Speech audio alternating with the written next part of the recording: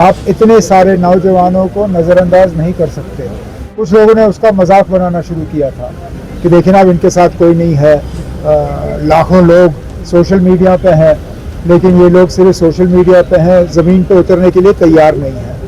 अब दिल्ली के हालात आपके सामने हैं। नई दिल्ली का एक अच्छा खासा हिस्सा जो है वो आज बंद पड़ा हुआ है। हमने ठीक इस तरह के हालात पहलगाम के हमले के बाद देखे, जब कुछ लोगों के घरों को जो है बुलडोज किया गया। मुझे उस वक्त मरकज़ की हुकूमत से बात करके ये सिलसिला रुकवाना पड़ा, और जब इन्वेस्टिगेशन और इंक्वायरी हुई तो फिर पता चला कि एक भी लोकल उस हमले में इन्वॉल्व नहीं था। हमला करने वाले सब बाहर से आए हुए थे। तो यहाँ घरों को तोड़ फोड़ करना या हज़ारों की तादाद में गिरफ्तारियाँ करना, इससे हम हालात को बेहतर नहीं कर पाएंगे। उल्टा हालात जो हैं वो और ज़्यादा बिगड़ जाएंगे।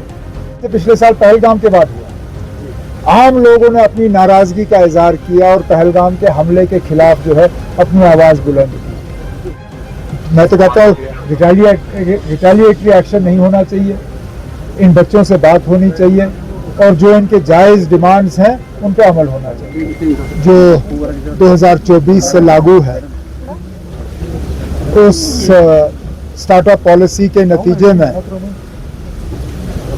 कई सारे नए यूनिट्स जो हैं स्टार्टअप्स, वो जम्मू कश्मीर में कायम हुए हैं। और हमारी लगातार कोशिश है कि सीड कैपिटल स्कीम के तहत इंक्यूबेटर्स का इस्तेमाल करके और इस तरह के एसेंट के जो है प्रोग्राम रख के जो हमारे एग्जिस्टिंग एंटरप्रेन्योर्स हैं, जो एंटरप्रेन्योर बनना चाहते हैं, जिनके पास अच्छे इरादे हैं लेकिन उनको आगे लेने का जो है की ताकत नहीं है, और बाहर से वो लोग जो इस सिस्टम को अच्छी तरह से जानते हैं, उनको हम एक साथ लाते हैं ऐसे प्रोग्रामों में। कोशिश तो यही है कि ये जो नंबर है अभी 1300, लगभग 1400 स्टार्टअप्स, ये हम हर साल जो है इसको डबल करें, ताकि एक अच्छा खासा यहाँ स्टार्टअप्स का इकोसिस्टम और एक फाउंडेशन बेस जो है यहाँ कायम हो। अगर आप इस एग्जीबिशन में जाके देखें तो आपको एक आइडिया मिलेगा कि जो हमारे स्टार्टअप्स हैं वो मुख्तलिफ सेक्टर से ताल्लुक़ रखते हैं। एग्रीकल्चर, हॉर्टिकल्चर, एनर्जी यूजेज, बहुत से अच्छे आइडियाज़ हैं जिनकी हम मदद करने की कोशिश कर रहे हैं। जेपी नड्डा ने कल जो है कहीं ना कहीं नीट पेपर्स को जो है आधार बनाते हुए कहा था कि जम्मू कश्मीर में भी एक पेपर एसएससी का लीक हुआ था। और एक नहीं कई सारे पेपर उस वक्त लीक हुए थे। उसकी इंक्वायरी बिठाई गई, मामला सीबीआई के पास है। कई सारे जो ब्लैक लिस्टेड कंपनियां हैं उन्हें रिक्रूटमेंट करने की इजाज़त दी गई थी, लेकिन उस इंक्वायरी का और इस इन्वेस्टिगेशन का क्या हुआ उसका जवाब मेरे पास है नहीं। आपको ये सवाल कहीं और करना होगा। Sir, PM Modi has tweeted today that youth are important, but after so much has been done, after the protest, after the violence in Delhi, तब कहीं ना कहीं तो इनके साथ बैठ के बात करनी ही होगी। आप इतने सारे नौजवानों को नज़रअंदाज नहीं कर सकते। मुझे लगता है कहीं ना कहीं मरकज़ी हुकूमत ने जब कॉकरोच जनता पार्टी का पहला आंदोलन का प्रोग्राम था जंतर मंतर में, और उसमें चंद ही लोग आए थे, तो कुछ लोगों ने उसका मजाक बनाना शुरू किया था कि देखिए ना, अब इनके साथ कोई नहीं है, लाखों लोग सोशल मीडिया पे हैं, लेकिन ये लोग सिर्फ सोशल मीडिया पे हैं, ज़मीन पे उतरने के लिए तैयार नहीं हैं। अब दिल्ली के हालात आपके सामने हैं। नई दिल्ली का एक अच्छा खासा हिस्सा जो है वो आज बंद पड़ा हुआ है। कल रात को भी जंतर मंतर के आसपास टीयर गैस का इस्तेमाल करना पड़ा। कहीं ना कहीं नौजवानों में एक नाराज़गी है, जिस नाराज़गी को अभी तक नज़रअंदाज किया गया है।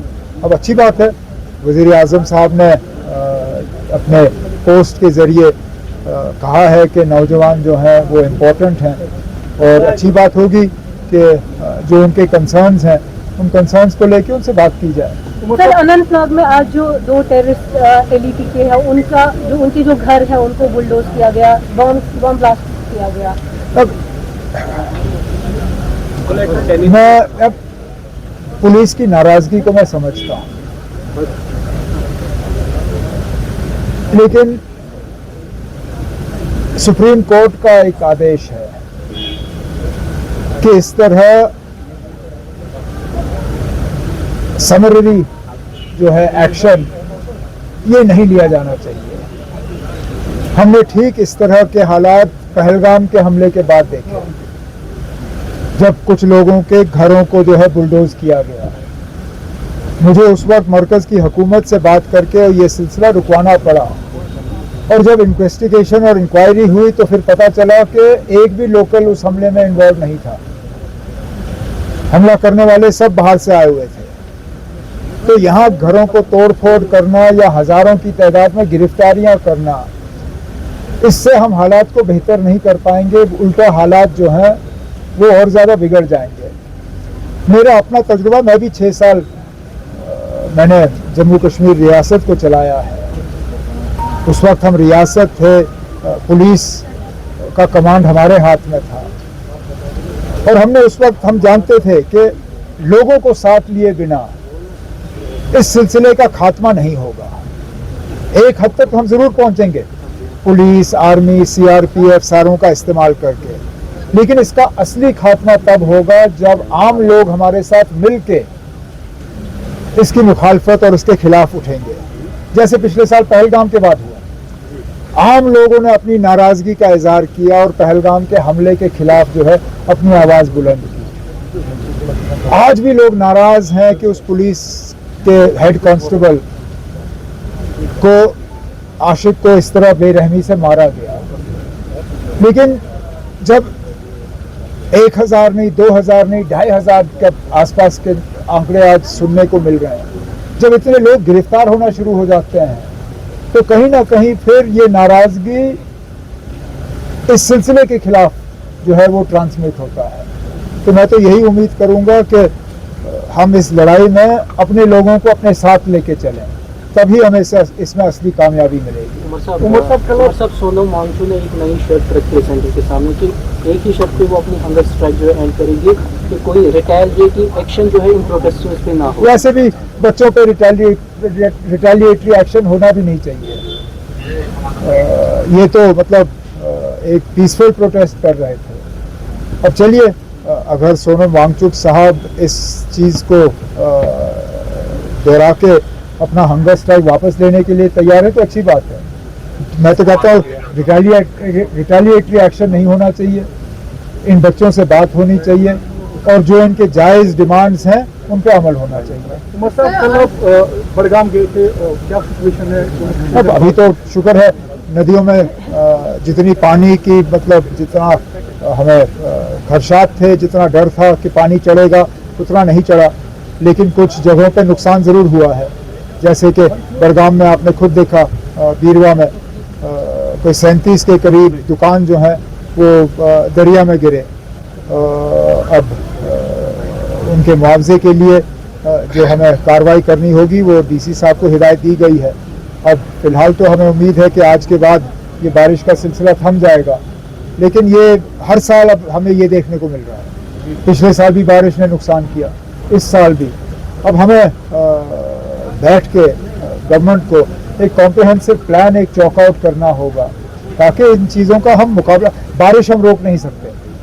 ये जो बादल फटने का एक नया सिलसिला शुरू हुआ, मेरे बचपन में आप सोचे, मुझे तो याद है साल में 1-2 बार फटते थे बादल, और वो भी कहीं पहलगाम में या पहाड़ी इलाकों में।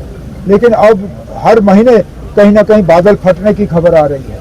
तो इसका क्या हम मुकाबला कर सकते हैं, किस तरह अपने इंफ्रास्ट्रक्चर को हम प्रोटेक्ट कर सकते हैं, किस तरह कीमती जानें बचा सकते हैं, उसके लिए कॉम्प्रिहेंसिव हमें प्रोग्राम वर्कआउट करना होगा। सर, आप सिटिंग सीएम है और आप कंसर्न एमएलए भी है गांधरबल डिस्ट्रिक्ट के, तो वहाँ की जो आर्टिजन है उनकी यही डिमांड है कि वहाँ पर उनको ट्रेनिंग सेंटर दिया जाए ताकि जो आने वाली यूथ है वो इस फंड को हमारे वन डिस्ट्रिक्ट वन प्रोडक्ट में गांधरबल ने अच्छी कामयाबी हासिल की है। जो केन वर्क, विकर वर्क का प्रोडक्ट है वो गांदरबल का ODOP जो है उसमें लिया गया है। और इंडस्ट्रीज़ और कॉमर्स डिपार्टमेंट की तरफ से मुकम्मल हमारी कोशिश है कि तमाम डिस्ट्रिक्ट्स में जहां one district one product identify हुआ है, उनके आर्टिजन्स की हम मदद करें, उनकी मार्केटिंग की हम मदद करें, उनके इनोवेटिव डिज़ाइंस में हम उनकी मदद करें और उन्हें बढ़ावा मिले। इसमें बाकी डिस्ट्रिक्ट के साथ साथ गांदरबल की भी हमारी कोशिश है कि हम मदद करें।